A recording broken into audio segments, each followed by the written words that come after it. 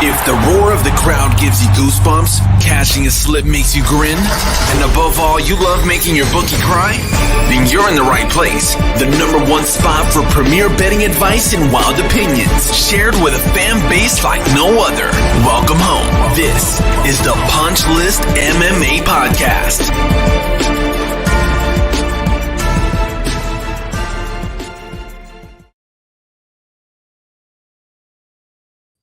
What is going on, ladies and gentlemen? We back. It's January 17th, but we're back. Man, it feels good, right? Feels good. Christmas happened. New Year's happened. UFC Vegas 67 happened. Dude, I mean, gosh, the last time... trying to think, man. The last time we had a show, there was a UFC heavyweight champ of the world, and now there isn't. Now there is not. I mean, a lot's happened. It's crazy. I'm trying to think what else has happened. I mean, gosh. I mean, Russia and Ukraine are still fighting, right? We know that's a thing. If you guys are unaware, the Lizards are currently meeting right now. The World Economic Forum is taking place in Davos.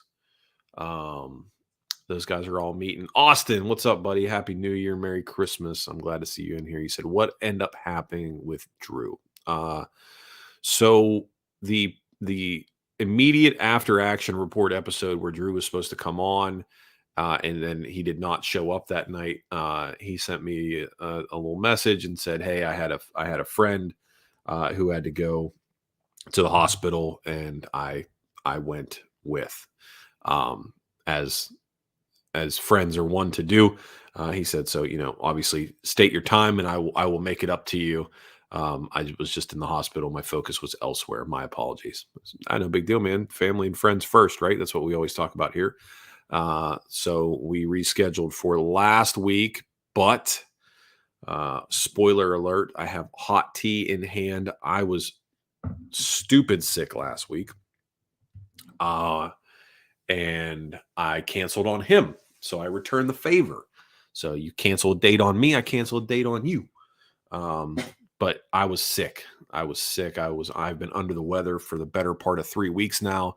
Appreciate everybody that's reached out, offered various home remedies for all kinds of weird ailments. I don't know if I got the new strain, the Kraken or the XB973, the South African, super bug. I don't know what this thing is. But I was, I had the pukes, then I had the shits, then I had the puke moved up into my head and it's just been pouring out of my nose.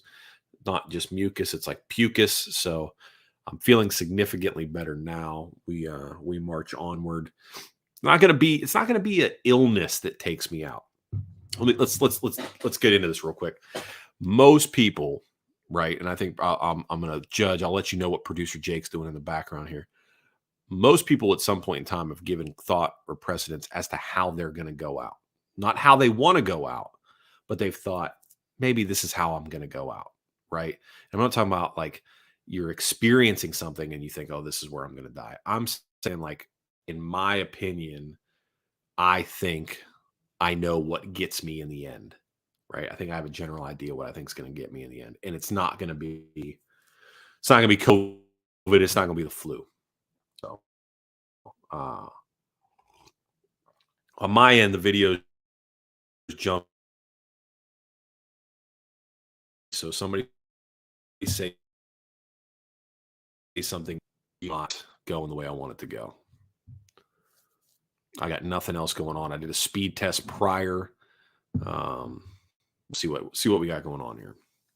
A little bit jumpier than I want it to be. I'm getting a little indicator in the corner that says, "Hey, bro, your connection freaking sucks," is what it's saying. There, Austin says your shit's lagging like crazy. And that makes sense. Because it looks like it on my end. It looks like something's happening here. You were chopping a little, says Jake. All right. If I run a speed test in the middle of this, I wonder what it'll tell me. It's going to tell me your internet's super fast. I was like 700 up, 800 down or something prior to this. I love to do the speed check because I'm a boomer in the sense that I want my shit to work for what I pay for. So I pay for those high speeds. I want it to work. So all right. Well, so hopefully we just had like a glitch. That was the FBI logging in. That's what that was. That was the FBI agent logging in for the feed. So uh, one time for the FBI, right? One time for the FBI. Okay. Let's talk about some stuff that's happened real quick. Christmas happened. Santa came through. I hope you got everything you wanted. New Year's happened. New Year's resolutions? Are you guys New Year's resolution folks? I don't think so. But I do want to talk about something that's rather a little bit funny. Not funny for those involved, but funny for me. Funny for those in this, like, I hate saying this space. Oh, so pretentious. Sounds like a verbal IPA for those in the space.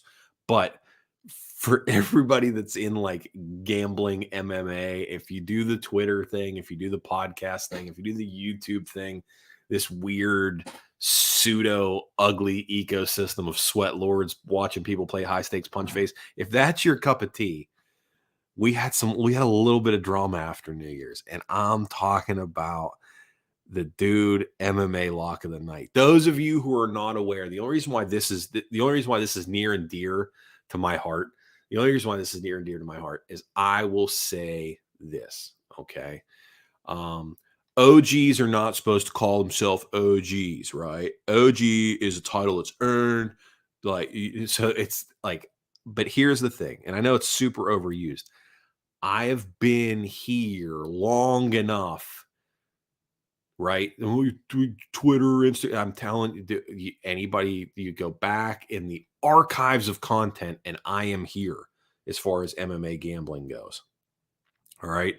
That said, that dude has been around as long as I have been. There's a handful of folks, not like a Mount Rushmore of that, because that would be super pompous, but there is a group, a selective group of people that have been on MMA gambling for a long time. Some have done more, just leaps better than me, right? Both from content creation and success and everything like that. But that doesn't mean that I haven't been here.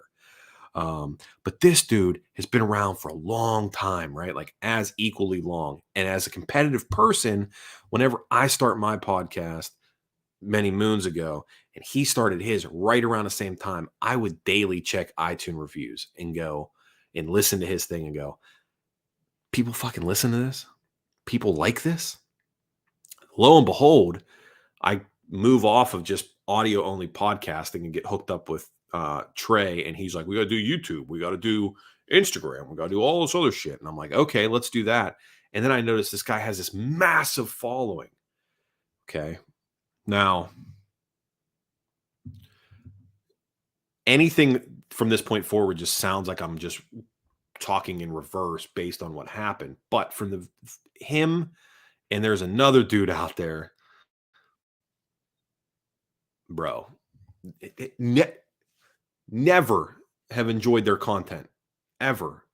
Always thought, well, maybe for better or for worse, you may or may not know what you're talking about, but you mostly seem like you're full of shit. You have Ariel Helwani vibes in the sense that you were like, if I make enough content, enough people will like it because they don't realize something better is out there. So they just, right. And okay, that's me shitting on them and their creation. Now, that being said, most of that stemmed from the fact that I just thought you were a little bit slimy. You just had a little bit of that grime on you, right? Well, here's what happened. Long story very short. My man decided he was going to run some contests, right? Set out the parameters for the contest. You pay the entry fee. No different than those of you that do point spread challenges and various fantasy football things and all this stuff, right? You pay the money, you get in, you compete against other like-minded individuals, and then at the end of the season or predetermined time, we pay it out, right? Has anybody here ever run one of those before? You ever been an admin or a mod or a commissioner on one of those? Oh, we're going back to the chop again, Jake. We're going back to the chop. I got to figure out what we're doing here. What is this? We doing cycles? We're just doing cycles here.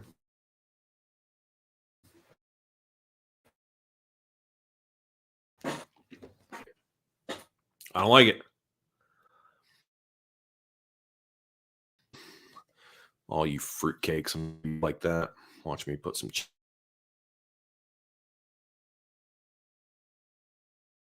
on the lips. Audio people are gonna be like, "What's with all the long breaks?" It's because I'm trying to outlast the chop, whatever the hell the chop is. I'm just trying to outlast it. I don't know what it is. Video people, you're brave. I would have probably logged out by now. Anyway, my man takes the earnings, or not the earnings, but the entry fees, and then gambles them away. Then the contests end, and people are like, "Hey, I won. I got second place, third place, whatever. Where's my money at?" And he goes, it's a PayPal issue. I'll get you. I got you. Don't worry. Just give me time. Meanwhile, he's gambling on top of gambling on top of gambling, trying to win the money back. Bro. Anyway, at a certain point, my man, I think it was Trotman. I think it was Trotman Boxing. If you're on Twitter, I think it's at Trotman Boxing. Very sharp boxing capper / content creator. I believe Trotman was the one that blew the whistle on it. Now, he's the one that blew the big whistle. A couple months back, there was whispers that this dude wasn't paying people out, and there was still some people in the lurch on some older contests. Not a ton, but some, right? Then all of a sudden, they start coming out, right? He hasn't paid me. He hasn't paid me. He hasn't paid me. Well, I mean, at a certain point, patterns are patterns for a reason, right? Like, you can say all you want about how you feel about certain people, but a pattern is a pattern, and you, my friend, have a pattern of not paying people. So that's going to classify you as one of two things: a thief or an idiot, or a thief or a fool. You either lost it or you stole it. There is no in between. And if you stole it just to lose it, you're the worst of the worst, right? So I guess it makes it three things. Anyway, so everybody and their brother piles on this dude, myself included, because I love nothing more than to kick a slime ball when they're down, right? Like, I loved working in the prison system based on the fact that I knew you were a criminal already, right? Like, as a cop, you interact with people. I don't know whether or not you're a criminal. I encounter people every day. I don't know whether or not you're a slime ball or not. But here we go. If we're in the prison together, I already know you're a slime ball, right? So there's no point in even hiding it. Like, you here for a reason, buddy. You're already grimy. Every person I encounter on a day-to-day basis is a criminal, right? As a cop, I see people all the time. You may not be a criminal, but you are a criminal. But you go in there, you a criminal, right? Here's the thing. After enough time, dude, you have established yourself as grimy. You are a slime ball. You stole from people. You're dead in the water. You're dead in the water. So anyway, he got called out on it. He's been paying people back slowly. He was using the money to like pay for weddings and remodel his mom's kitchen and all kinds of shit, which makes me think either one, he's getting cheap labor, or two, you guys are in a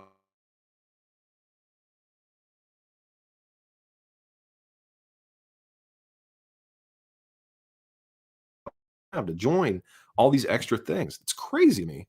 It's crazy. Stupid choppy, Jake. Fix my internet. I'm going to do a speed test real quick. Let's see I don't know if it'll kick me off or not. You guys just bear with me 3 seconds. I'm going to keep talking while I do this. I don't understand why this is, man. All updates are good to go.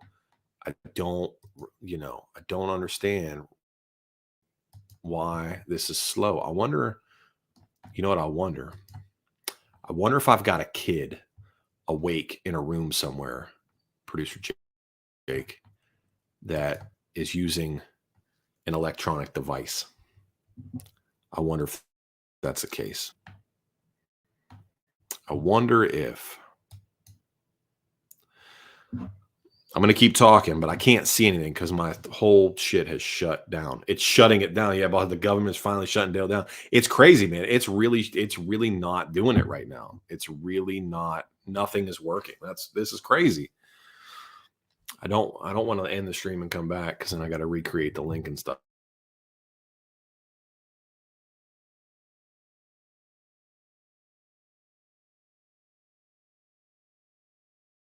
Mail for stuff like this all the time. Like, why can't I just get it to work? It's a weird patch of shit not working, man.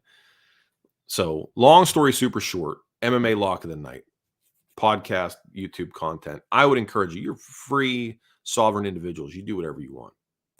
I never understood why people consumed his content to begin with, but if you consume it moving forward, know that he's a fucking dirtball. That's all I ask.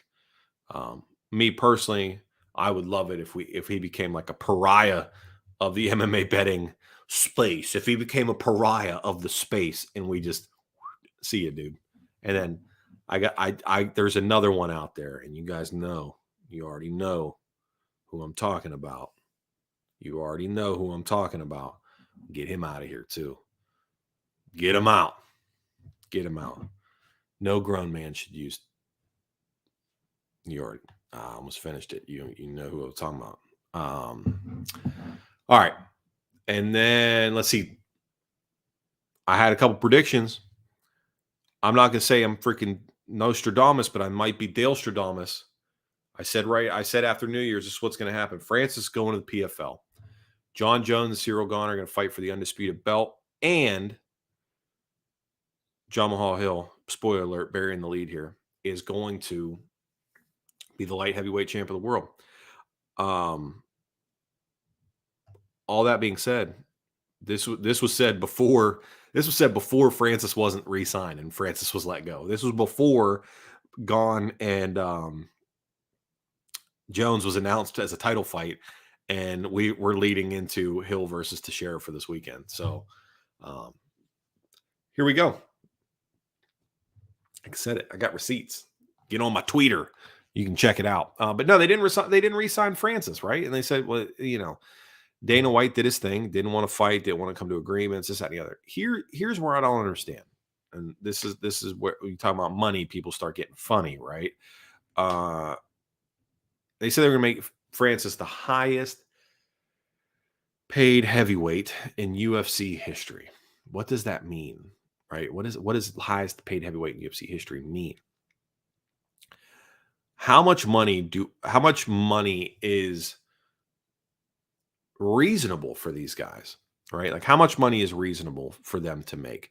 Because I feel a stronger pull for feeling like the guys making 24 and 24 should be making more, right? Like,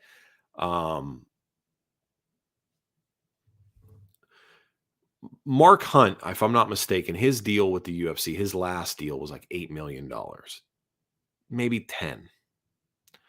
I feel like $10 million as a professional athlete is a great salary. That's essentially the salary cap of 2 WNBA teams. I mean, like 10 mil is not bad. Look, I'll fight a fucking silverback for 10 million. I don't understand. I don't get it. Like, maybe that's, well, Dale, you're poor. That's why you say that, or you're not a professional athlete. Both of those things can be true.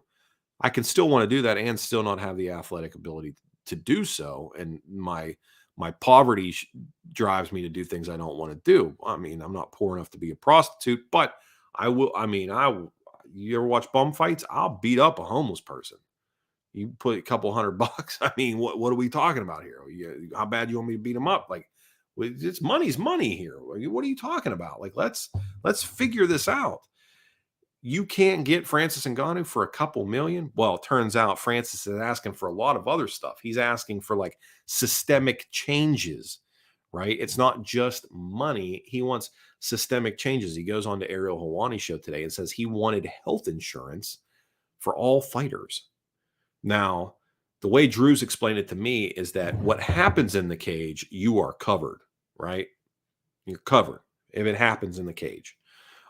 If it happens outside the cage, you are not. You have to cover independent insurance. If you guys remember his last episode, he said he fought Terrence McKinney with a torn LCL because it happened in the cage, right? He wanted to get that he wanted to get that fixed, right? Like, a lot of people just breeze right past that. That's a very keen insight, right? So Francis said, no, I don't want that. I want everybody covered under health insurance. That's reasonable. But as a person who sold group health insurance, especially at the limits that it would take for professional athletes, He's asking the UFC to spend hundreds of millions of dollars over the course of X amount of contract period. That supersedes any one person. They're not going to do that. That's never happening. They said, well, okay, I want in-cage sponsorships, right? My man Francis wants to wear the Condom Depot sticker on his crotch again, right? He wants to bring back the Fastenal. He wants to bring back the Milwaukee tools, right? That's what he wanted. UFC said a long time ago, not doing that anymore, right? Because they wanted to provide a clean, professional look. Clean, professional look. And then they turned the mat and the canvas and the pillars and posts and everything in between into their own billboards and took all that money. Duh. So what? They're now going to give all that money up? There's no way that's going to happen. There was like a third stipulation too, which I can't remember. But my point being is that Francis wasn't just asking for more money. He was asking for not only the UFC to spend hundreds of millions of dollars more, tens of millions, hundreds is even a lot, tens of millions of dollars more, but also lose revenue by eliminating individual sponsorship and advertising rights as well. So Francis, yeah, you pay me the 10 million, but I'm going to cost you probably 50, 60, $100 million a year in other things.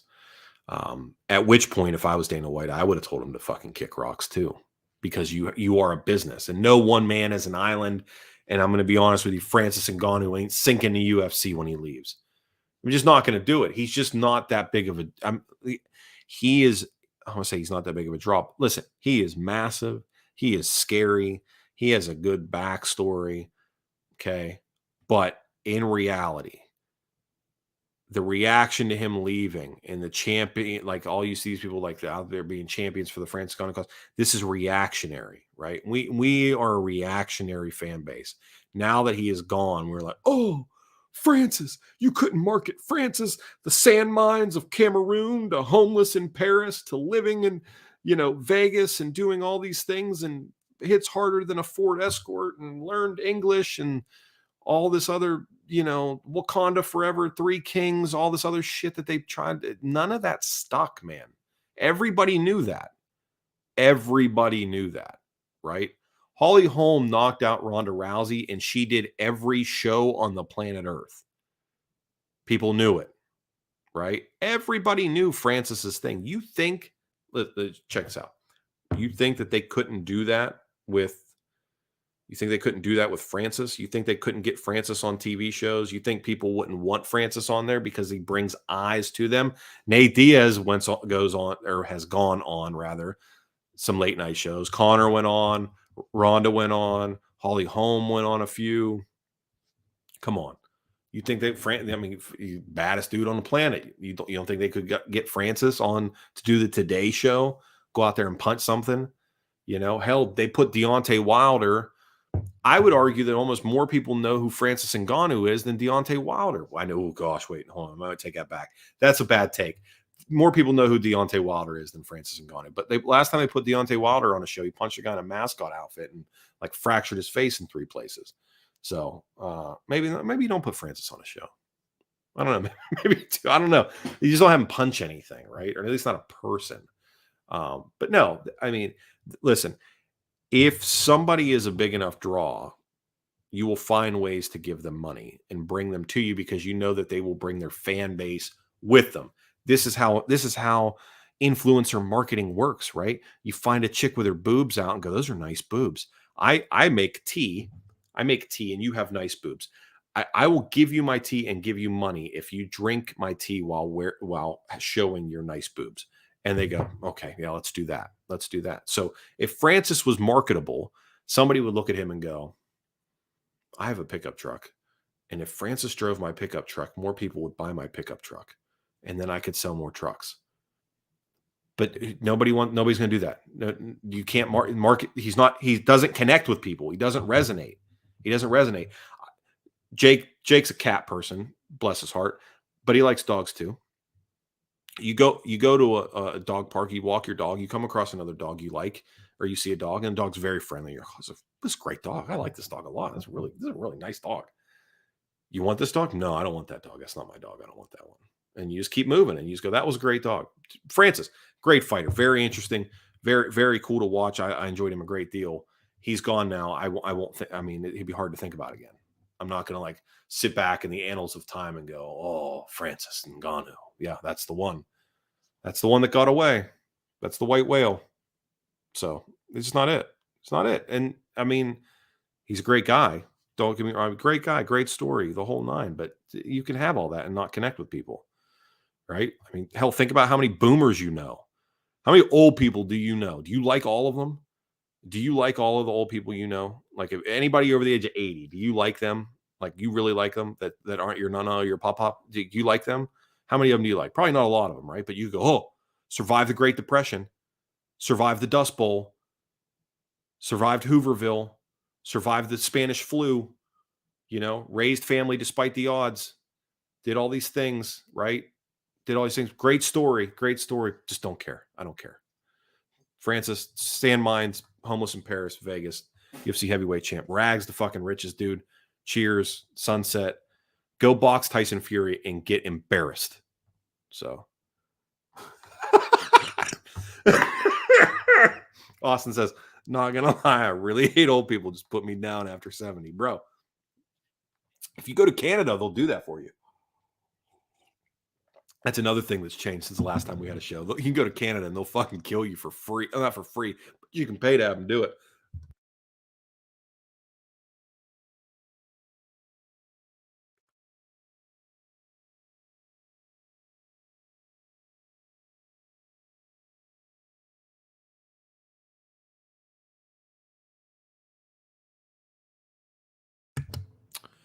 There we go. Sorry. I thought I was back off mute. My bad. Anyway, I was saying, producer Jake. Yeah, I got you. The lag there. We're good. We're back. UFC 283 takes place this Saturday on pay-per-view. I love the kind of talking to somebody on the moon. All right. UFC 283 takes place this Saturday on pay-per-view. We're back in Rio de Janeiro, Brazil. This is a card I initially wanted Dober on.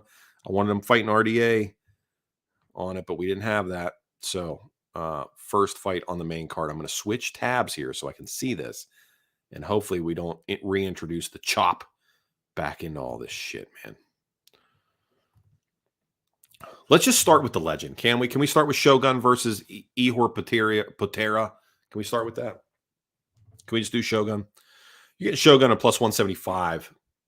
Ihor at a minus 205. Over under on rounds is at 2.5. Hear me out. Hear me out. Nikolai Negumereanu, my Romanian warrior who just got slept by Carlos Ulberg and lost me 2 pinches worth of cash. Beat the shit out of Ihor Potieria. And I'm not talking about just like you roughed him up a bit. It wasn't a scuffle, right? This wasn't a dust up, if you will. He beat the brakes off of him. So now I understand Shogun is not looked good lately. And this is a retirement fight. And as a rule of thumb, almost never bet on a fighter as a retirement fight. There's just too much in it. You know what I mean? There's just too much extra attached to this, right? It's in Brazil. It's his homecoming of sorts. It's both the homecoming and the farewell tour. You know, it's like the videos you see when they're walking the service dog to the vet's office to put him down, right? Everybody's lined up outside. They're clapping for him. Dog has no idea what the hell's going on, and they go in there and they kill it. That's sort of the vibe of what this is set up for. And honestly, I want to enter this year on a more positive note. And I realize I just spent the first 27 minutes of the show shitting on people. But I'm going to enter 2023 on a more positive note. I want to see Shogun ride off into the sunset with a win here. I understand Potieria is a minus 205 favorite, but I'm going to be honest with you. Watch this man fight and tell me whether or not he should be minus 205 against anybody. Anybody. Come on, man. One time for the one time, as the kids say. Can we get Shogun? Now, facts aside, Poterius should beat Shogun. Now, right? If we have a time machine, we go back in time, it's not even close, right? There's a point in time where Shogun would have been like a minus 800 favorite against this dude. But this ain't that Shogun, right? If we're being honest with ourselves, this is not that guy. He should lose this fight. He should. Minus 205. Okay. I personally won't play Ihor at that price. I mean, if you want to, I feel like an inside the distance play might be worth your while here. Both of these guys in recent outings. Granted, Patera was because it was getting the shit kicked out of him, but energy management is not the strong suit of either one of these guys, right? And you also got Shogun, who's better part of 40 here, right? Inside the distance play under 2.5. Yes. Yeah. I like that more than anything else. If you don't want to, just bet on violence. But if I'm being truthful here, I will make a small play on Shogun. Just very small. Just to put the vibe out for 2023, right? The year of the old man. No, because Glover's going to lose Saturday. Not the year of the old man. Just let the story write itself. I said this at the end of 2022. 2023, there we go, is going to be the year of the story. It's going to be the year of the narrative for the UFC. It will be the storyline, right? We're entering a WWE era of storytelling with the way these fights are going to break down this year. I can feel it in my gristle. And we're either going to see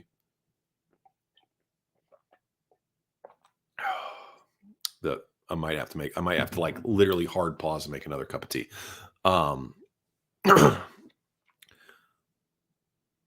This might be like Shawn Michaels' Sweet Chin Music, Ric Flair.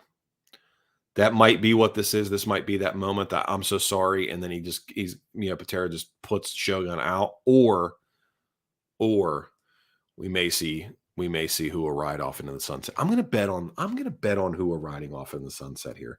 MMA traditionally provides no farewell tour, no standing in the cage, waving to the fans. It was a good one. It's almost always a guy or gal busted, bleeding, broken, going like Luke Rockhold in Costa. Like, I'm just too old for this shit now, man.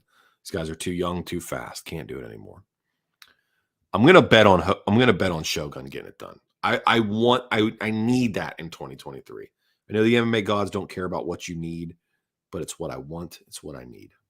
I'm going for it. Just small, but under 2.5 is my play. Lean Hua, under 2.5. Why not? All right. Paul Craig, Johnny Walker is next up. I'm going to be honest with you. When this fight came out, right, when they launched this, they announced this fight in my brain, right? Always try to do the same thing. The chop's back. It was back. The chop came back for a second. I think we're good now. Okay, cool.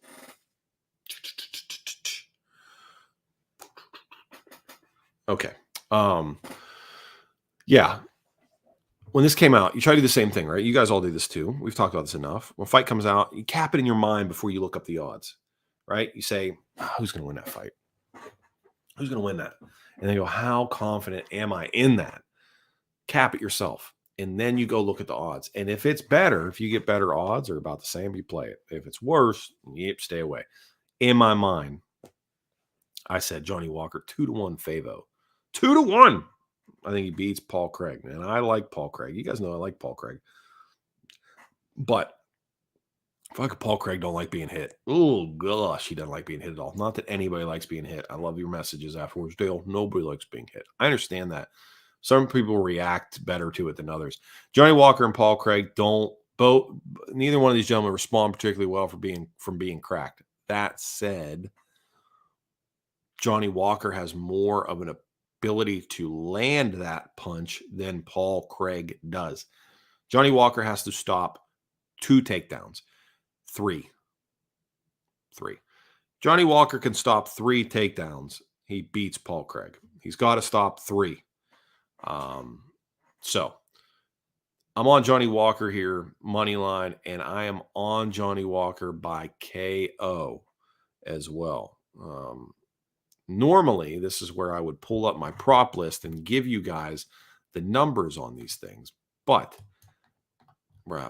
screw it. We're going to do it anyway. Chop or no chop. If you're here at this point, you already understand how chop works.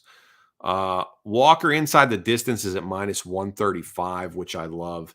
And then Walker by KO, you can get at a minus 140. And I'm going to be honest with you here. That can't be right. I got to refresh that. Wait a second. That broke my brain for a second. Hold on. Johnny Walker. Walker by KO. Okay. Walker by KO is like minus 112. Okay. That's better. Okay. Walker inside the distance is at minus 135. Okay. That's what I wanted. That should be, that was to say that KO should not be worse odds than inside the distance because you're getting the possibility of a submission as well. Okay. Johnny Walker inside the distance minus 135 is the play. We saw it recently. He got a submission win. You never know, right? You just never know. You're in a weird ground and pound situation. A guy rolls over, gives his back, you grab the neck. It can happen. There more often than not. And then another thing too is what you don't want to see. And this is killer is when you have somebody tap due to strikes. Like you're in a weird spot, like crucifix or something like that, and you're getting wailed on. Light heavyweights, you're not going to get that very long. But positionally speaking, you're just kind of stuck like Chuck, and you tap due to strikes. That has happened before. Imagine having a TKO ticket and then having somebody tap due to strikes. You would literally high dive into a shallow pool. So don't do that. Give yourself the inside the distance. Give yourself 15 minutes of violence against these guys. Johnny Walker inside the distance minus 135. That's play. That's play. Right there. And then if you're Paul Craig only wins by submission. So, if you really just can't stay away from Paul Craig by submission, plus 275. So if you really feel like it, go. And then the only way you get screwed is a decision, which Johnny Walker and Paul Craig. Who on earth? Here it comes. We're in it right now.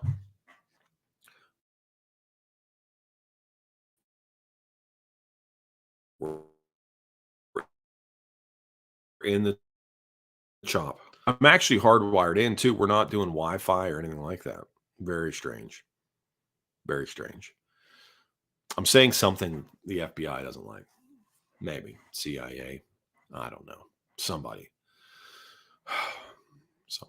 Hey, fun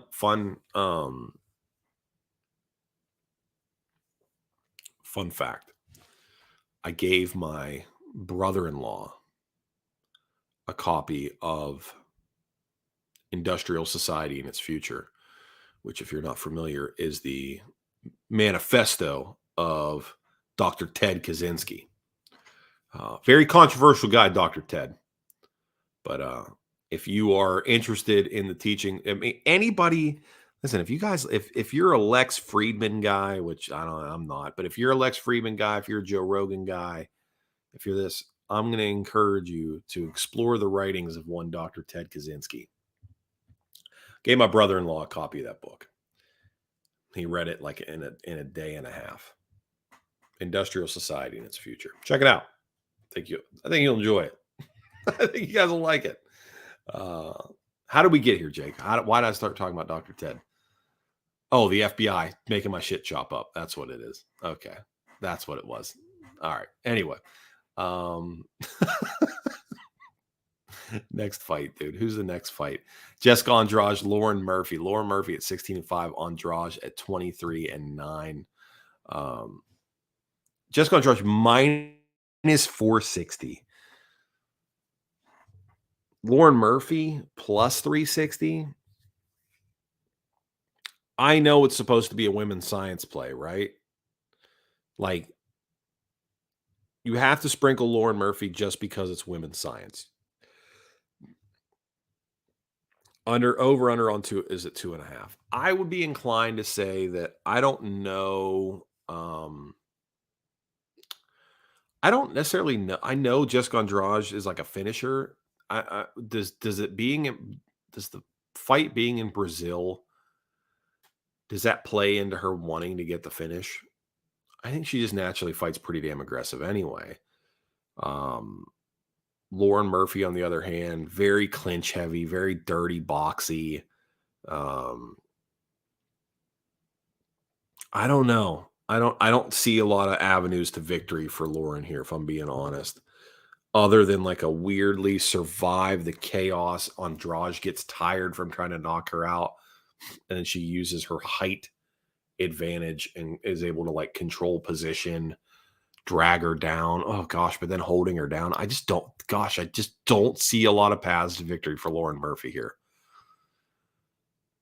Oftentimes we talk about in women's fight, not a lot of women do very many things very well, let alone good. Great, not good. I don't even know what Lauren Murphy does particularly good or even okay at, and how she's going to put all that together to beat Jessica Andrade. I really don't see. I mean, plus 360. I'm going to take a stab at it because Jessica Andrade is not on my minus 400 women's list, but I really don't see a path to victory for her. That said,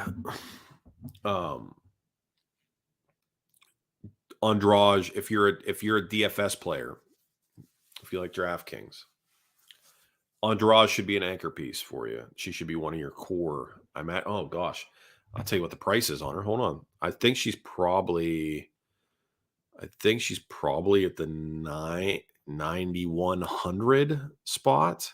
They put the prices out for everybody already. So let's look and see. Andrade, 9,400. I don't know if she's worth that price, to be honest with you. I don't know who's going to be smaller price-wise that's going to handle that, that's going to absorb that. Your three heavies are Jailton Almeida, which we're going to talk about him. Josiane Nunes and Jessica Andrade are your three most expensive DraftKings players this weekend.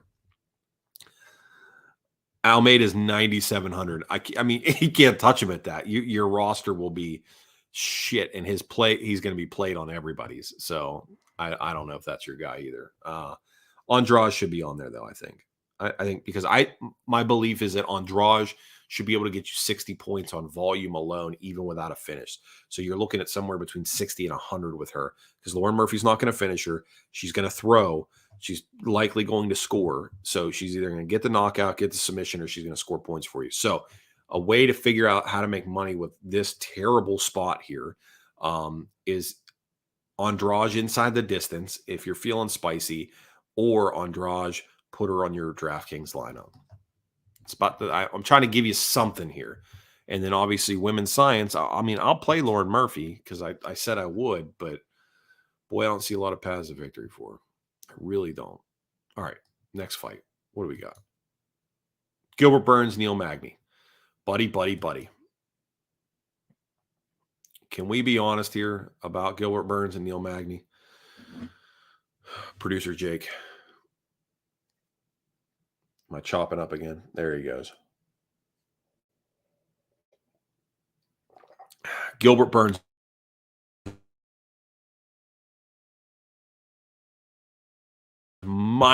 Survive the chop. We got a bunch of damn Bellator lines this weekend is what we got. We got freaking Bellator lines. This is not akin to what we normally see UFC is this wide a line. Neil Magny at plus money traditionally has been a cash cow for me. I'll say us, the pejorative us, has been a cash cow for us. If there is a -3, if there's a -400 guy or gal that could lose this weekend, tell me why it couldn't be Gilbert Burns. I mean, Gilbert hits very hard. Gilbert is very fast. Neil Magny is like a savvy veteran of the game, right? Now, he got rocked in the Max Griffin fight. He's been getting hit lately. It's normally not something we ever had to deal with Neil.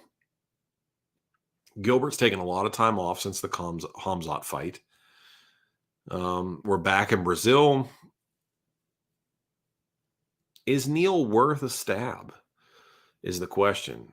I feel like I have said at times in my life, if you give me Neil Magny at plus money, I will play him. And I mean, that just feels like a statement that rings true for me. If you give me Neil Magny at plus money, I will play him. Because I'm out of tea, so now we're switching over to water.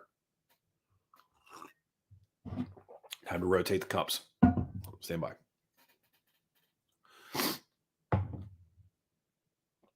Neil does a lot of things very well. What used to make Neil Magny great was his ability to circle off the jab, and then when you got close, he would almost dart in and wrap up.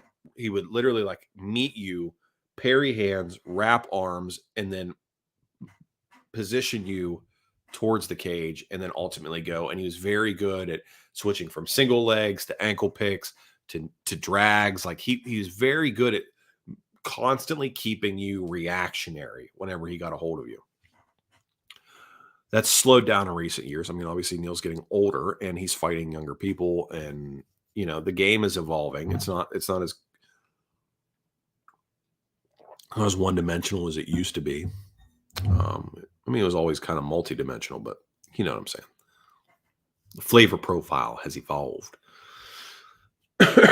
Excuse me. Sorry, headphones users. I like Neil here. I think he has some things. What concerns me about him in this fight is the leg kicks and the fact that he's been getting hit more, right? Like Burns fires off that overhand lightning fast. It's fast. I'd like to believe that it has stayed fast in the time that we have not seen him, but there's really honestly no telling until we see him in there. Minus 465 seems like a pretty steep price. I'll tell you this much. Neil Magny isn't flying to Rio de Janeiro to go on vacation. He's certainly not flying down there to get his ass kicked in front of a bunch of, 20,000 screaming Brazilians, all chanting, "You're going to die, you're going to die." That's definitely not what he's going down there to do. He's going down there to brawl. Or to win a fight, rather. Neil Magny don't want to brawl. Neil Magny wants to grind you into dust and just drown you without water. Gilbert Burns by knockout. Oh gosh, it's all violence all the time. It's tough when you got a Brazilian card because they all go out there and they fight like freaking crazy people trying to like live up to the crowd hype. So you get a lot of crazy like Fabricio Verdum chasing down Stipe, getting knocked out on the back foot kind of shit. That's what happens in Brazil. You get crazed. They're like rabid animals down there, man. Anyway, I think if Neil fights his best fight, he can beat Gilbert Burns. Now, Neil has to fight his best fight to beat Gilbert. I have long shit on Gilbert for being an undersized welterweight, but the dude's here to stay now. I mean, he's obviously right there. Neil, at this point in his career, is a step back for Gilbert, and it's a very winnable fight for him where he has the opportunity to showcase what makes him great, which could be his jiu-jitsu or it could be his knockout power. Both of those could be on display against Neil Magny. They absolutely could be. Gilbert Burns inside the distance is a very juicy play, given the fact that Neil's been getting hit a lot more lately. I would switch over and check that, but I believe that me switching tab to tab is what's introducing the chop, so I'm not going to do that. I encourage you to look that up at your own time. Gilbert Burns inside the distance. Neil Magny at plus 365 is just the way to go. I don't believe he's going to finish Gilbert unless Gilbert somehow either gets hurt or gasses himself out mightily and we see a late third round stoppage. I would say Neil Magny by decision if that 365 price just ain't juicy enough for you on a guy like Neil Magny. He is one to win decisions. He loves that shit. He is the Caitlin Chukagian of men. He loves winning decisions. So, by all means, excuse me, get on that Neil Magny by decision if that's the way you feel about it. But if you're on the Burns side, inside the distance. If you're on the Magny side, Magny money line or Magny by decision. Co-main event of the evening. We saw it once. We saw it twice. We saw it thrice. And now here it is, the flyweight fight nobody wanted to see again, but because that division is weaker than women's featherweight, now that's a bad take too. It's 2 bad takes this time. It's not that weak, but damn it, man. We didn't need to see this one again. Let them fight somebody else for a little bit and come back. Anyway, Davis and Figueiredo plus 100, Brandon Moreno minus 120, over on rounds 4.5. I'll say it here. I said it on Elon Musk's Twitter earlier. Something about Brandon Moreno. I know a lot of people love Brandon Moreno. Like, they love him. They love him as a person. They love him as a fighter. They're just, oh man, Brandon Moreno, that's my man's pots and pans. They love that dude. Something about him just doesn't ring true to me, man. I just don't resonate with that guy. I just like, I don't know, man. Like, he's just not my speed. Like, as a person, he doesn't seem like, I mean, again, I don't know him at all. This doesn't seem like my dude like that. He doesn't seem my speed as a person. And as a fighter, okay. I mean, he's fun to watch at times, depending on the matchup. This is bad take after bad take. Personally speaking, I thought that him and Davison have had one good fight against each other. The other two were stalemates. I seriously thought Brandon Moreno, Davison Figueiredo, to me, those fights are like watching Wonder Boy and Tyron Woodley fight one another. It's just stalemating. They had one great fight, and the other two have just been, well, I don't know who won. And it wasn't a Zhang Wei Li, Joanna Jędrzejczyk won. I don't know who won. It was nobody really is a clear-cut anything here. Makes sense why there's draws and split decisions.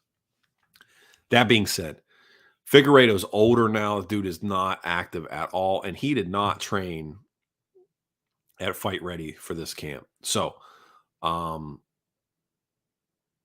concern with Figueiredo is exactly that. Where are you going? What kind of rounds are you getting in? Who are you with? What's your diet like? What's your discipline like? And also, I know what it's like to be an old ass man. Knees hurt, ankles hurt. You know what I mean? You're just out there getting after it. And then, I mean, at this point, if you're Davison Figueiredo, if you beat Brandon Moreno, what is next for you? Like, if you're Davison, you beat him. Who are you going to fight next? Who's the clear cut? No, who you have him fight? Who do you have him fight? Fucking Jimmy Flick? Like, who do you have him fight? Kai Kara France? Brandon Royval? Who do you have him fight? Everybody fight. They put rankings on these dudes, but it's Davison Figueiredo and Brandon Moreno and everybody else. Just everybody else. That's why they keep engaging these two dudes in a circle jerk for the 4th time now. Ain't nobody else to have them fight except each other. They're just, why? Cejudo's coming back. He's going to bantamweight. He's not going back to flyweight. He's not coming. Why? There's no point. I mean, TJ Dillashaw's emaciated ass come out of retirement and go down there and fight Davison. There's nothing for him to do. So, I mean, here in nightmare scenarios, Brandon Moreno goes down there and beats Davison, and they got to fight again. Be the first, what are you going to do? Just have him keep running it back like over and over again? What was the other one? Who did Spencer Fisher fight 3 times? Was it Sam Stout? Here you go. We're noodling this. Producer Jake.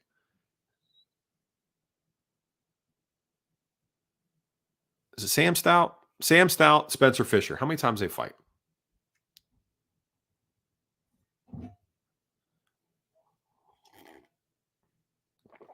That was 2 or 3, I believe. Twice? That was it. There's only been a couple trilogies, and then I think this is the fourth. This is the only time where it's been 4. But anyway, you just have these 2 dudes. They put on one good fight, so you just have them continually fight one another over and over again. It was 2, Jake. Yeah, it was 2. All right, cool. For some reason, I felt like that was 3. Bigfoot Silva and Mark Hunt. That was 2. A rematch is nothing. I mean, yeah, there's nothing wrong with having a good rematch, but a fucking trilogy. Oh gosh, and then 4. Yikes. Anyway, I'm on Brandon Moreno here. I think he's younger. He's got more gas in the tank. I think he beats Davison. Davison hits very hard, but the camp switch, the age, the weight. You know what? I say the weight thing, but I feel like I read something today that said he's only 4 pounds over where he needs to be for the weight cut. So that's pretty good. That's pretty good. But I'm on Moreno. I'll take Moreno here for the story, right? For the story. 2023, the year of the story. Moreno's the story. My freaking Mucinex is failing me here. All right. Main event of the evening. I just switched tabs. Here it comes. Here comes the chop. Glover Teixeira. Jamal Hill. Dude, Bet Online has Hill at the -134 favorite. Woohoo. Baby. I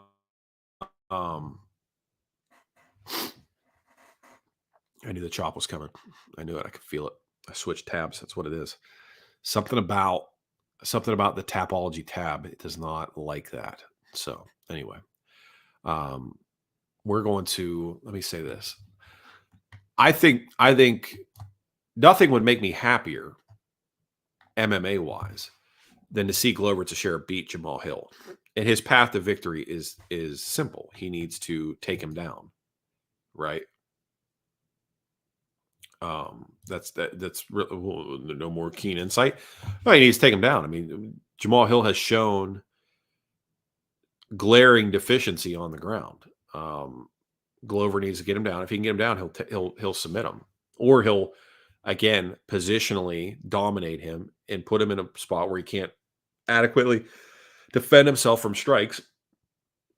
And you know damn well, Herb Dean's a gold standard. Herb Dean will get Jamal Hill out of there. He's not gonna let that dude just get the shit kicked out of him. Glover's got to survive 1 or 2 rockings, right? 1 or 2 rockings from Jamal Hill. What's interesting to me is I wonder the respect level that Hill has towards Glover, right? Like, does he think Glover offers anything that he needs to be aware of, right? Because if I'm honest, my assessment of Jamal Hill is that he's one of those guys that doesn't care about what his opponent has planned at all. He's going to go out there and fight the same kind of fight. Like Cowboy Cerrone would go out and fight the same fight, whether it was against a guy with knockout power or a guy, jiu-jitsu specialist, if you will. He didn't care. He literally fought every fight the same way, just like trained to be in a fight and then just went and got in one. Jamal Hill strikes me very much the same way.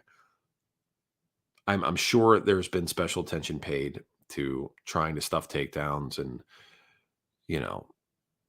positionally speaking, with some of the stuff Glover likes to do choke wise and all this kind of stuff. But it's different when you got that, that 43-year-old dad grip on you, right?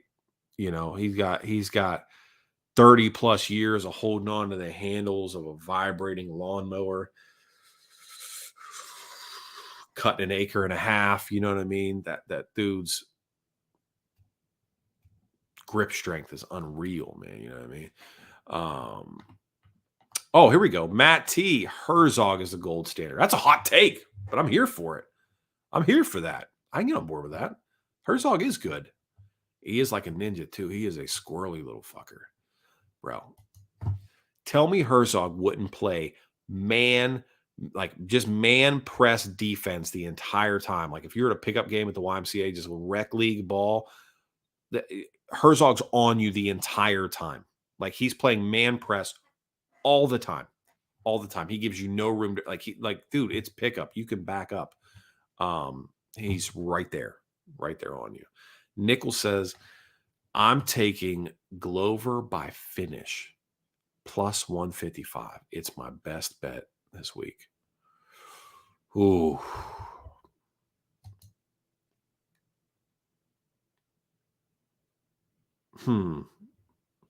Herzog's a 95% free throw shooter and coaches kids. Yeah. Yeah. Yeah. All the other refs talk to fighters all the time. Hearing fingers is starting to really piss me off. Yeah. Yeah. Unless it's a lady. You don't want anybody yelling fingers at you. Bring back my boy Mario Yamasaki. I like that too. Bring back Mario. Boy, I hate to be juxtaposed against you on that best bet there, Nichols. I think Hill knocks him out, man. I think Hill knocks him out. Oh gosh. I mean,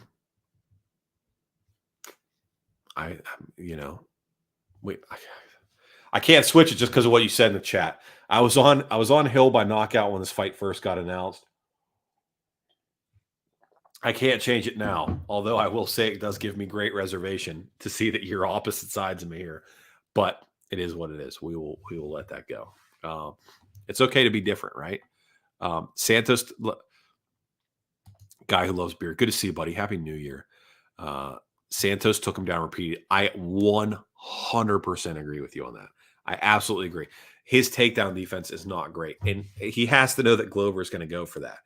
But can he crack Glover? What the weird thing about Mr. Thumbs Up on the chest, that dude's got that weird sneaky power, like the not trained power. Like he's got weird sneaky power.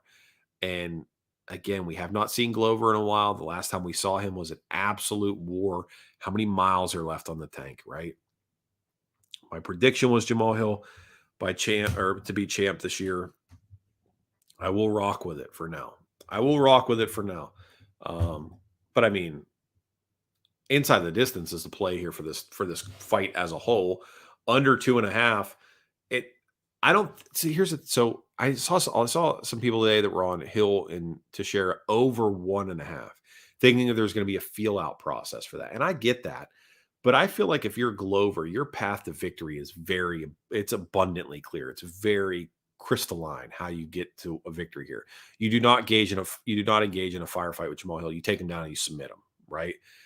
That being said, Jamal Hill that engagement that will come from Glover and him trying to stop Glover from doing that, and him, if he's successful in it, he knocks Glover out. If he's unsuccessful, Glover takes him down. And you're talking about surviving for 12.5 minutes with Glover Teixeira on you. I think under 2.5 is a play here more than anything else. Inside the distance is super chalk. It's got to be like in the minus 400 range. But under 2.5, I think, is a play here. Small sprinkle around 2-3 TKO KO for Hill. Okay. You're probably Jamal Hill KO round 2 is probably 500. 3 is probably 650. Under 2.5 is probably where I'll land. I will sprinkle Jamal Hill money line. I'll probably sprinkle some round plays as well. But under 2.5 is like my play. But the lean is Hill. All right, producer Jake. I don't want to switch over and institute the chop again. So can you take me to the bottom of the prelims? It should be Simon Oliveira, and there you go. Daniel Marcos plus 130. Simon Oliveira minus 150. Over and around is at 2.5. I think that Marcos is probably alive. I mean, he's plus 130. So the odds already indicate that he's a live dog here. I think he's from Peru. Not a lot of Peruvian fighters outside of Kenny Florian. Fun little factoid about Ken Flo. I believe he is Peruvian.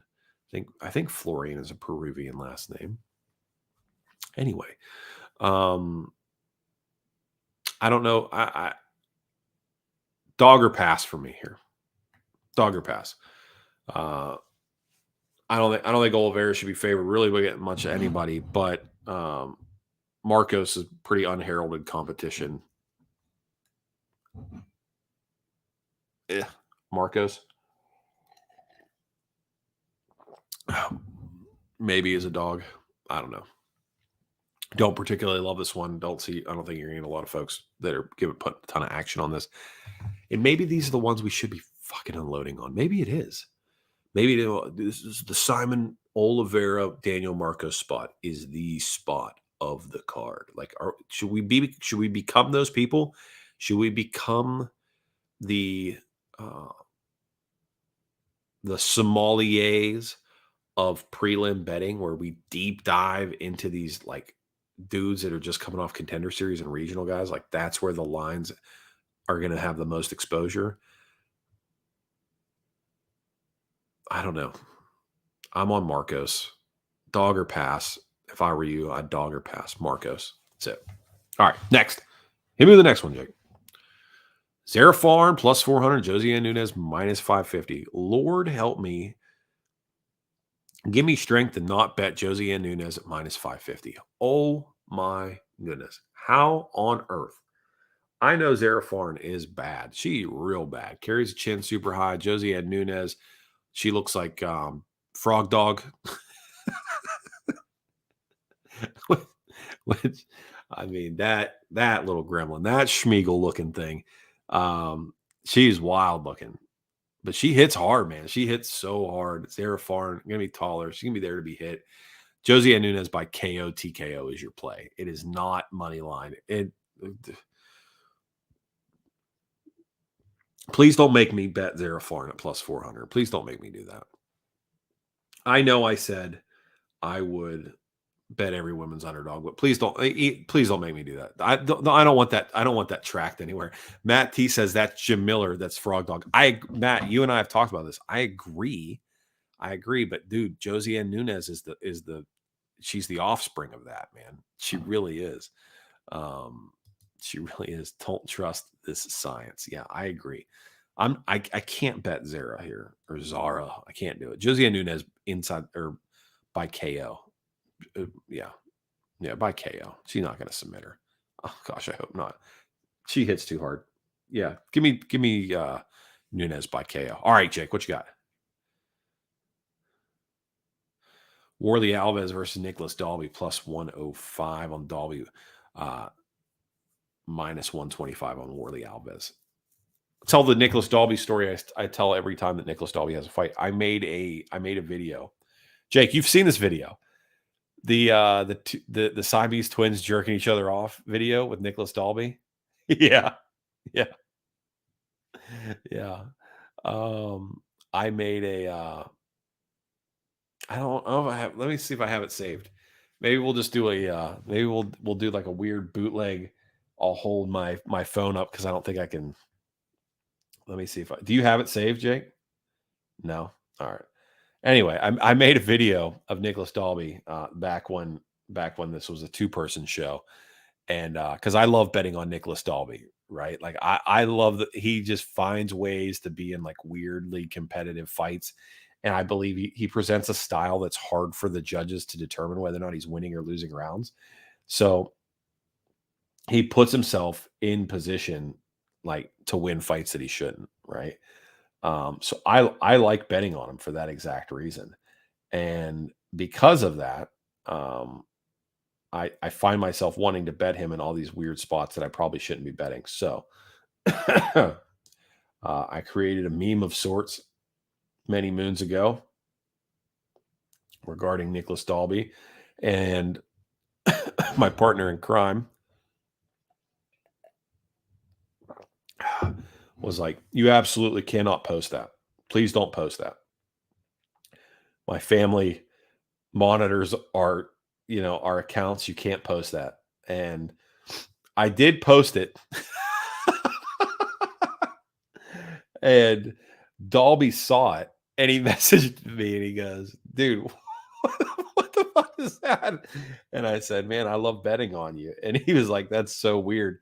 And Trey saw the thing and was like, bro, you got to take that down. So I took it down. But, oh my gosh.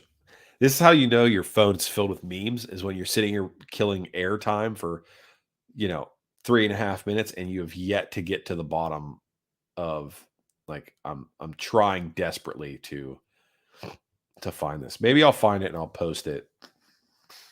I'll find a way to post it.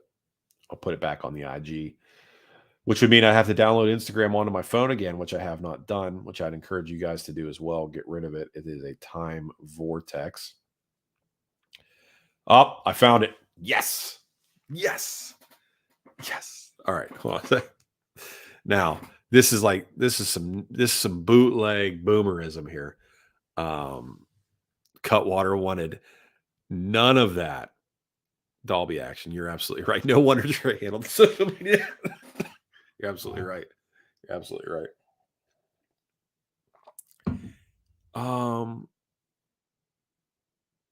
If I email, I wonder if I could. Let's do this. Let's share. Oh gosh, bro, this is what we're gonna do.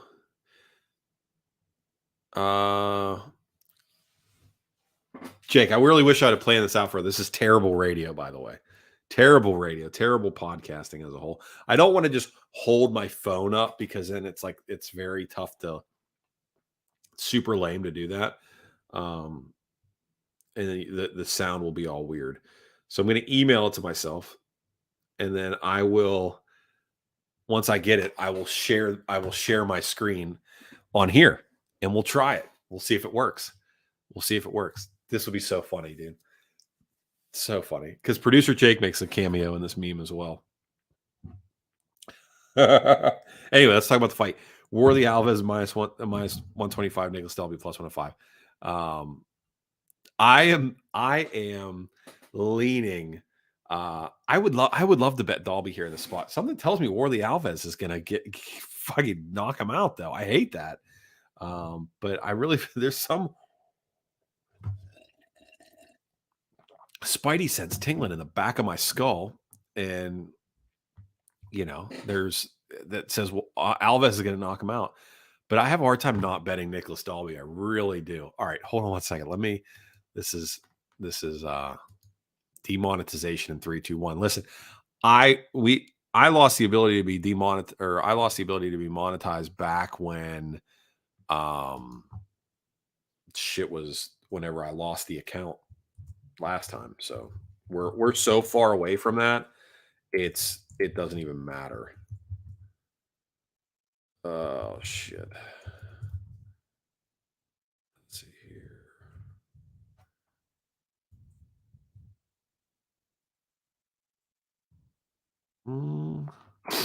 Well, cool part about all this is that I don't remember my email password. That's fun. This is what you should do. You guys should give me an email password, and I'll just use that, and then that way we can all monitor this email together. Let's see here. All right, cool. There we go. Second party authentication. We got it, baby. Continue. Oh man, I got a kid coughing in the background. I didn't even hear it. Let's see here. This is just peak internet right here. Like I said, the stream is peak. What a way to start 2023.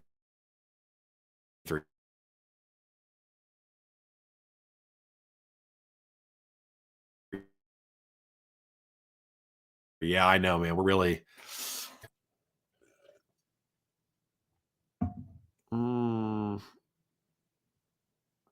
hasn't made it through yet.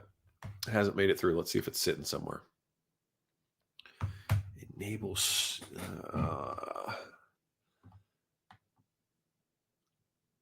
What do we got here, Jake? There's got to be something, man. Anyway, I'm leaning Nicholas Dalby. Well, I'll just keep moving along while we try to figure this out. I'm leaning Nicholas Dalby on this fight.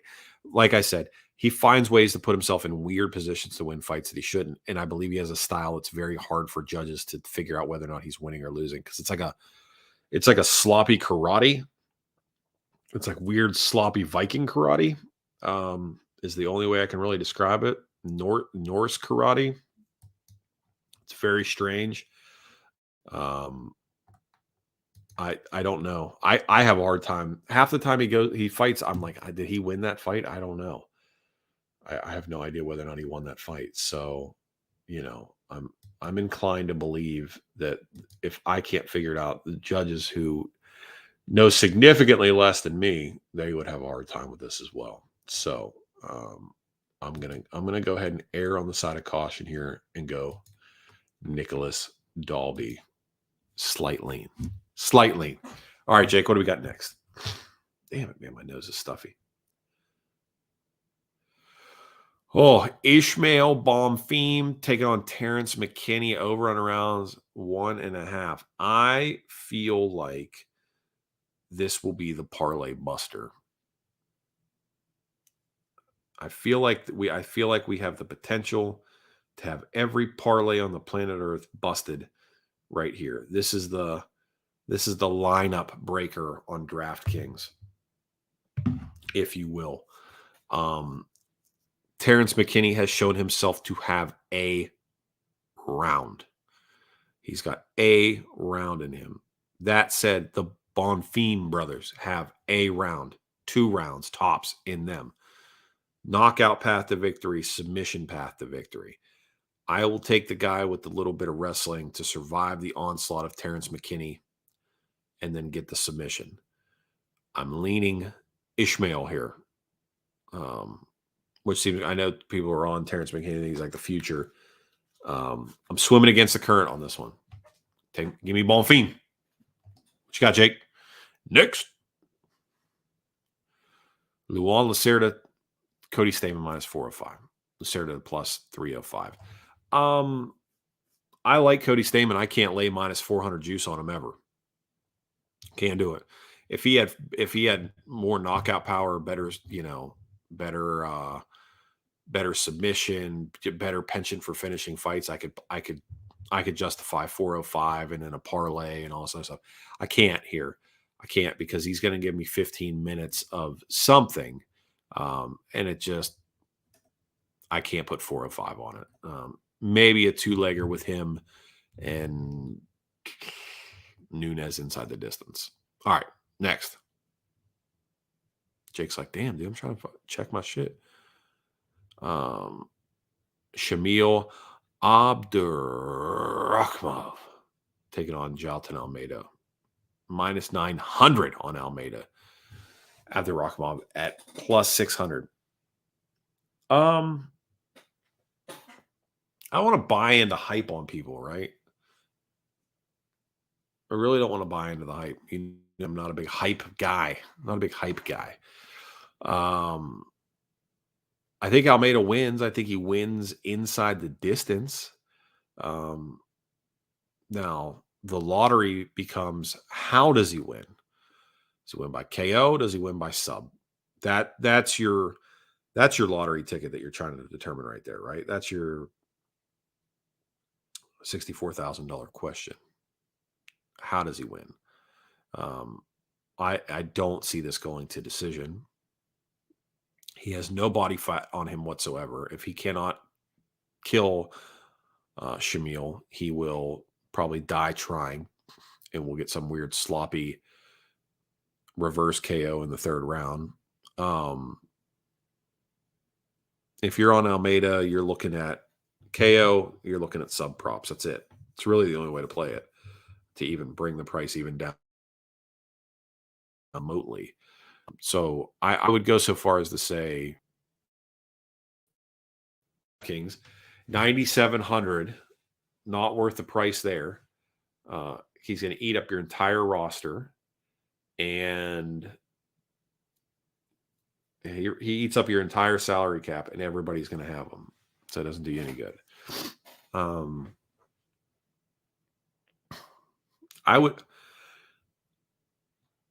take by KO. I'll take him by KO. KO or sub. I mean, it's KO or sub. It's literally a coin flip. Just pick. It's a coin flip here. He's going to finish him. How? KO sub. I don't know. Is that it, Jake? I think that was it, isn't it? 15 fights. Do we have any more? 2 more? 3 more? Holy shit. 3 more. Golly. All right. We got another Bonfim. That's right. Munir Lazez. This is a dog play.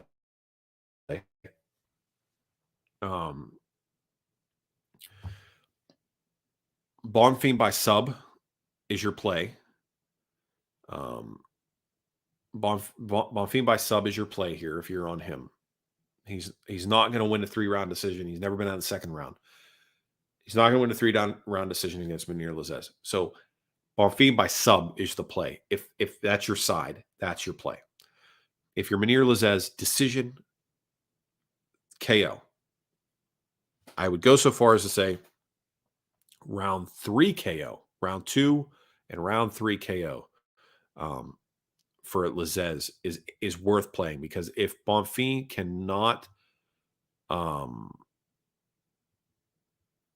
submit him, he will be exhausted in trying to do so, and he will be hyped up. I'm not sure the bout order. I think this is after McKinney, because I think our bout order here is messed up. I think this is after the McKinney fight. So he'll be hyped up because his brother just won, and then he's going to come out and he's going to go all out at Munir Lazzez. And Munir Lazzez is not the skinny dude that we saw in Abu Dhabi all those years ago when Warlley Alves body kicked the shit out of him. He's put on some mass. My man is thicker than a Snicker now. He's ready to get after it. Built for combat. So if Bonfim can't get him out of there in round 1, we get real sloppy. We get real tired in rounds 2 and 3. So if you're on Lazzez, round 2, round 3 KO. If you're on Bonfim, you're on submission. Round 1, round 2. Those are your props. And those are all, I don't think you get any of that less than plus 200. So if you bet accordingly with proper unit management, you can secure yourself a win on everything that isn't a decision. So, all right. Next one, Bruce Jake. Mequezel Costa taking on Thiago Moises. Costa stepping in. Is Costa stepping in on late notice replacement? I believe he is.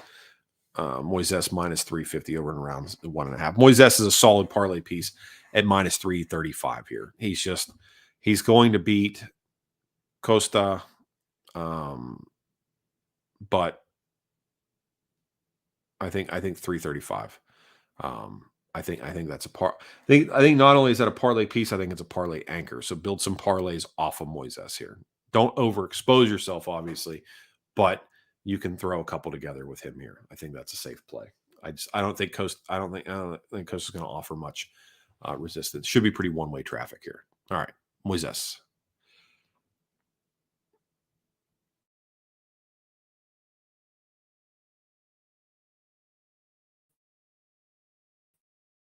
Bruno Ferreira taking on Greg.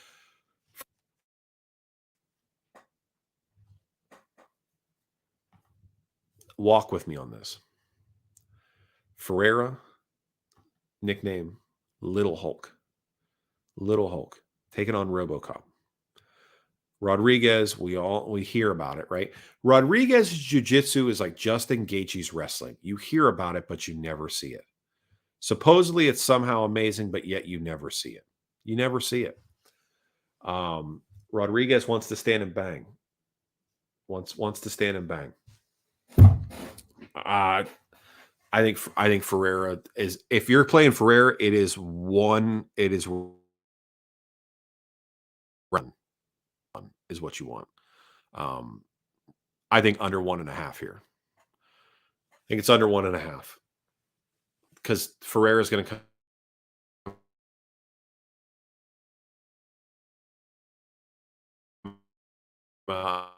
And he's either going to expose himself to Rodriguez's more slick counterpunching, and we get a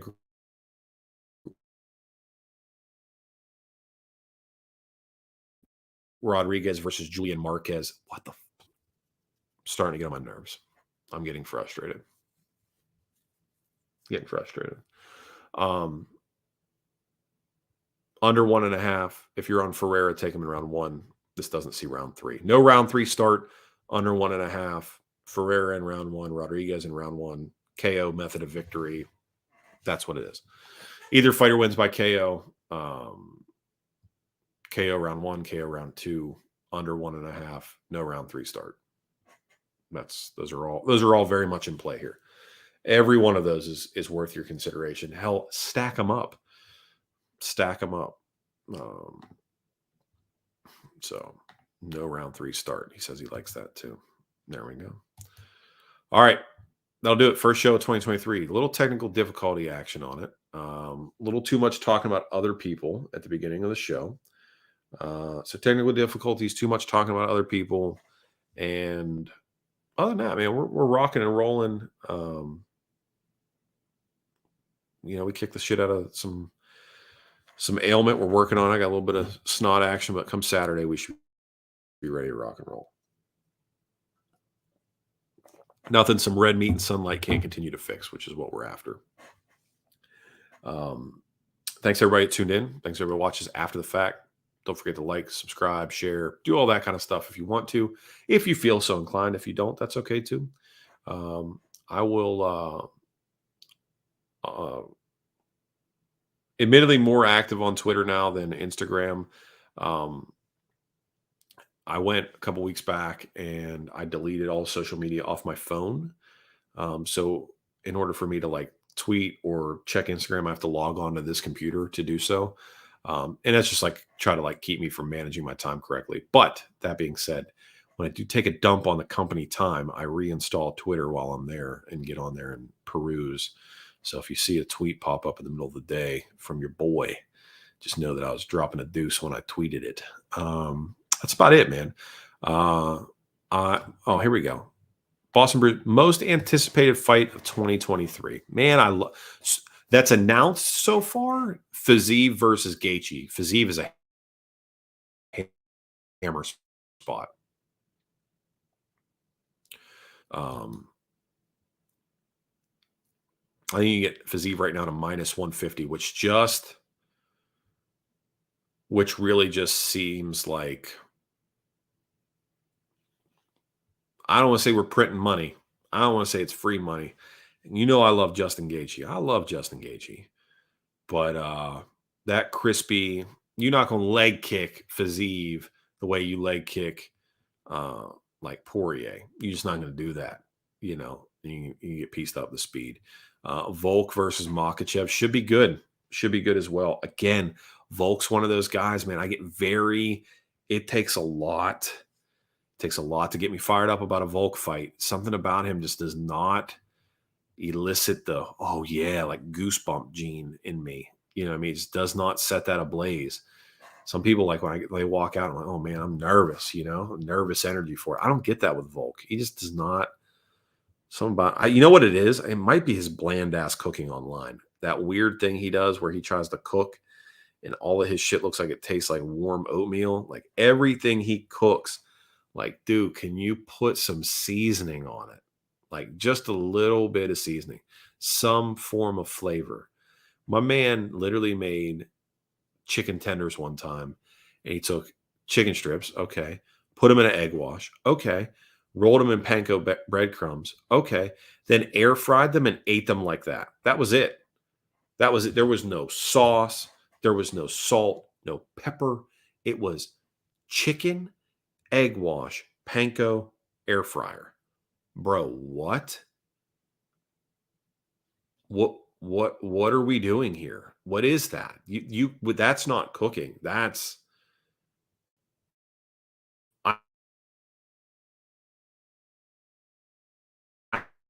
I've seen guys in prison pull. All right. I'm out of here before the shit keeps chopping up and I get mad and we got to get a new computer for now. I love you guys. We'll see you on Saturday for fights. God bless you. I hope you cash out this weekend. See you.